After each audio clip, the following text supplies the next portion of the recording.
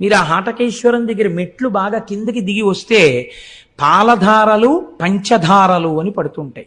ఇవి సాధారణంగా ఏం చెప్తారంటే, మీరు ఎవరినైనా అడిగితే పాలధారలు అంటే అదిగో చూశారంటే తెల్లగా ఉన్నాయి, అందుకని దీని పేరు పాలధార. అవి ఏమిటో తెలుసా అంటే, పంచధారలు అంటే పంచదార కలిపి నీళ్ళల్లా ఉంటాయండి, అందుకని పంచదారలు అంటారు. అలా కాదు, వాటి పేరు పాలధార. అంటే పరమశివుని యొక్క లలాటమునకు తగిలిపడినటువంటి ధార పాలధార. అంటే అగ్ని, జ్ఞానాగ్ని నేత్రమైనటువంటి ఆ కంటి మించి పైనుంచి జ్ఞానగంగ మరింతగా తగిలి కింద పడినటువంటి ధార.